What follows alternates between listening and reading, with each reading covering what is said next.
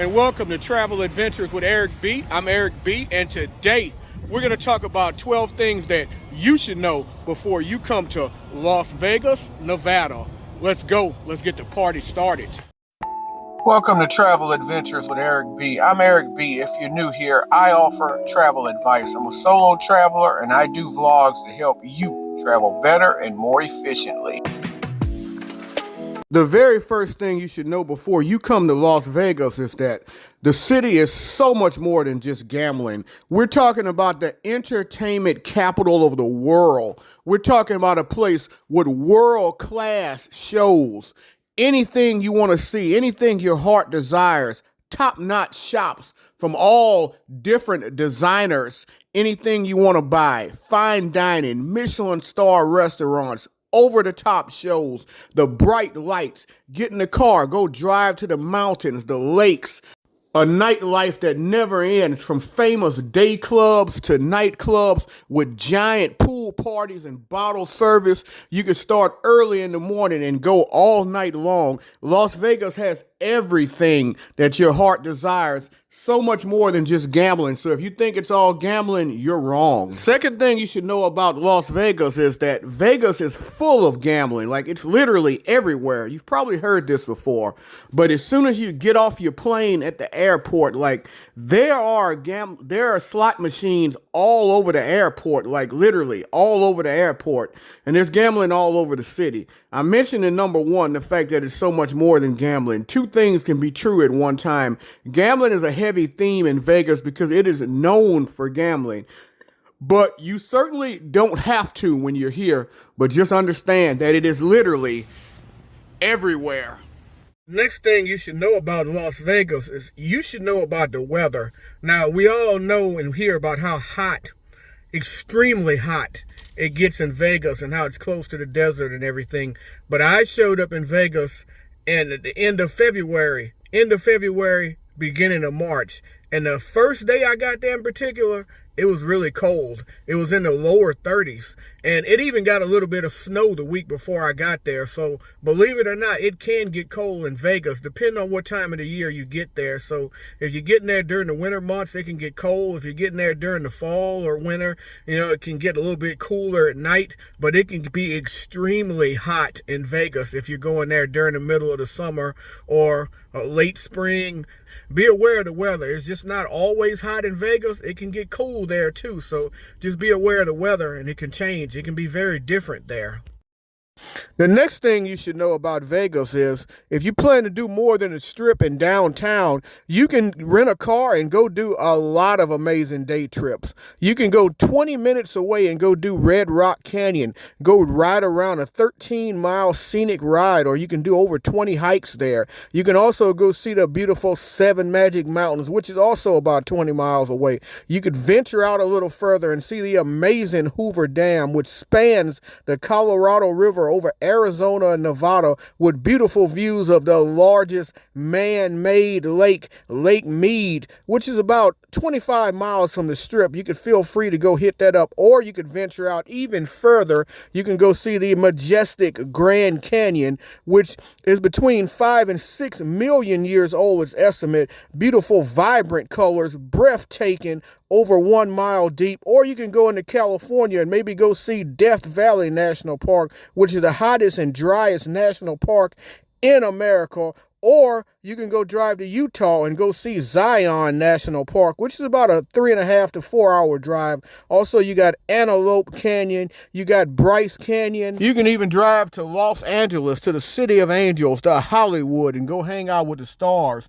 That's a projected about a 3.5 hour drive, but if you're in traffic, it's going to take longer than that. But you can drive all over the place with the day trips you can take from Las Vegas. It's a great base if you enjoy going out and seeing the mountains, if you enjoy hiking, you enjoy lakes, you enjoy a little bit of the water, you can go out and do some kayaking, all types of things, all within driving distance if you want to rent a car. Lots of day trips.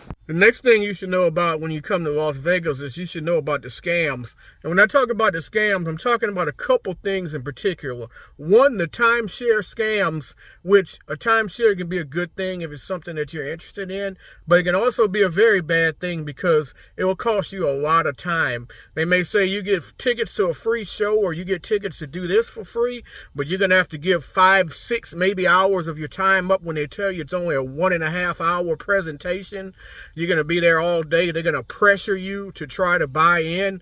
Man, and it may be a good thing for you. Maybe you want to buy in, but chances are you don't. Chances are you want that time for that day so you can go around and explore, and you're excited about the free show tickets, but they're going to try to pressure you. The second thing is when the street performers and the girls come up in the costumes, the showgirls come up and they want to take a picture with you, you got to make sure you tip them. You got to make sure you tip those people that walk around dressed like Mickey Mouse and Minnie Mouse and all of the different characters. You got to tip those people. If you don't tip those people, they will get aggressive. They will come after you and they will demand their money from you. So you got to make sure you tip them if you take a picture of them or take a picture with them. Sixth thing you should know before you come to Vegas is you're going to pay resort fees unless you stay off of the strip. You stay in a hotel like the Marriott or the Hilton or something like this. I avoided this one night by staying in the Hampton Inn by Hilton. But if you're staying on the strip in a strip hotel, you're going to pay a resort fee. If you're staying off the strip, but you're still staying in a casino resort type hotel, you're probably still going to pay a resort fee. So the only way to avoid this is to stay a little bit off of the strip or to stay in like a Hilton or Marriott or something like that off the strip, and you can avoid the resort fee. The resort fee could be more money than what your actual ticket cost, what your actual hotel costs. I've booked hotels before for $25 a night in Vegas, and the resort fee was $40 a night. So do keep that in mind. So when you get excited about the price being cheap, the resort fee is going to bump it up. Thing you should know before you come to Las Vegas is most hotels on the strip charge to park upwards of maybe $15 to $20 to maybe even $25 a day. I'm going to put on the screen right here a list of hotels that you can still park at right now for free on the strip. That list is getting smaller and smaller. I stayed at the MGM Grand one time and I parked at the Tropicana, no questions asked. So if you are next to a hotel or close to a hotel, you can catch the tram from a hotel to another one to park, then I would recommend you do that because you don't want to be paying $20 a day to park your vehicle, your rental car. So you definitely want to be able to check this out and find one of these hotels right here for free to park. Despite what you may have heard, you can bring your kids to Vegas. You could go to Circus and you could bring your kids to the Midway and go see the clowns and go see the performances. You could bring your kids to the Adventure Dome and do all types of rides. You could go to New York and get on a roller coaster. Like many hotels in Las Vegas has different rooms you can go and bring your kids. There's the Pinball Hall of Fame where you can go play all types of games. So just trust me, you can bring your kids to Vegas and do a lot of things. Now, I would say don't bring your kids on the strip at night. Now, you can bring them on the strip a little bit during the day and have a good time. There's so much to do in the casinos and everything as a family, but I would not bring them on the strip or Fremont at night. You should know how to get from the airport to the strip. Most of you are going to be staying on the strip. So let's just say you're going to pay, if you're going to do the shuttles, you're going to pay about $15 a person. Now, Ubers and Lyfts, you could pay anywhere from $14 to $30 from the strip. It just really depends because you got surcharges and you got, your surges and things like that with Uber. You come during the middle of the week at a random time. It may only be $14, $50 because it's not far from the strip, but it may be upwards of over $30 if you come at a certain time. Taxis are general flat rate depending on the zone.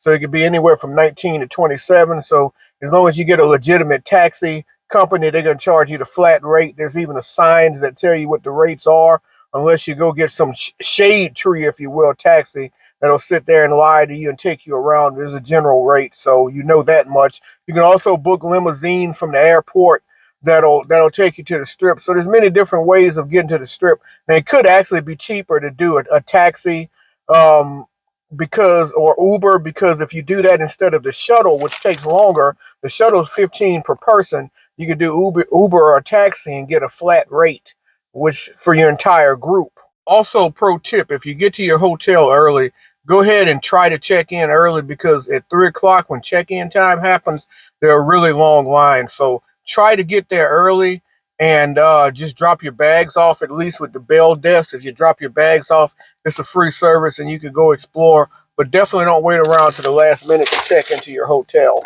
The next thing you should know is you should be prepared to do a lot of walking when you come to Vegas. It doesn't even matter if the casino's next door or 2 casinos away. You're going to do a lot of walking. Oftentimes you go into the hotel and you're there by the slot machines, and it takes a 20-minute walk just to get all the way back to check in and get into your room sometimes, because these casinos are massive. And you will walk so much on the strip. There's elevators and there's escalators. A lot of times they're out of service and not in use, and lots of times, even though they're right there, you can't take them, and you got to walk a long time just to get to the monorail to be able to take that. The next thing you should know about Vegas is you're going to walk a lot, so you want to take the public transportation when you can. I like the Deuce Bus. It stops at a lot of stops. It's only $6 for a couple hours, but I recommend getting a whole day pass for $8 or $20 if you're going to go for 3-4 days.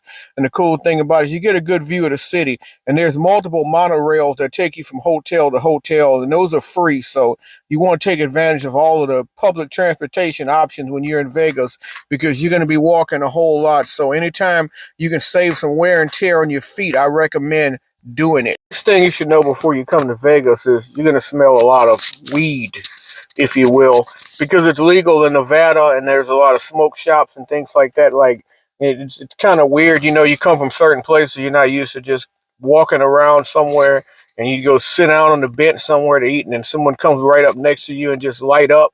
But you're going to smell a whole lot of weed in Las Vegas. So just get yourself prepared for that. You're going on vacation, you bring your kids, you're going to smell a whole lot of pot in Las Vegas.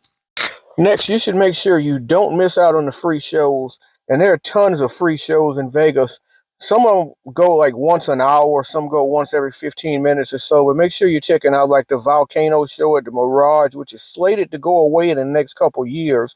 Also, make sure you check out the Fountain show, the Bellagio. That's an absolute must check out as well. Another show that I checked out for the very first time last time I was there was the Lake of Dreams show at the Wynn. This is also a must visit. The Wynn also has a lot of fountain type shows outside of the casino as well, but there's lots of other shows. I'm not mentioning them all here, but you can go look them up. There's plenty of free shows and free things to do, so make sure you're checking out those free shows the next time you're in Vegas, because Vegas isn't cheap. Number 14, as many people call number 14 the real Las Vegas. Make sure you're checking out downtown Fremont Street, the Fremont Experience, which is incredible with the giant LED board and lights and all. Make sure you're going down to check out the Arts District, which is beautiful, the amazing Container Park, which I just did a video about recently on this channel. So make sure you go back and check out that video. But make sure you check out Fremont and Fremont East. Must visit downtown Las Vegas, because if you haven't been downtown, you haven't been to Vegas. That's all, folks. I hope you enjoyed this video. If you did, I ask that you please hit the like, please hit the subscribe button, please hit the bell notification so you can know when I have more material coming out. And as always, remember, live today, grow today, tomorrow's never guaranteed. Peace and travel. Lots and lots of travel. Thank you so much for watching. If you enjoyed, please hit the like, share, subscribe button, and leave any comments below. I love to interact and help us to continue to grow as a travel community.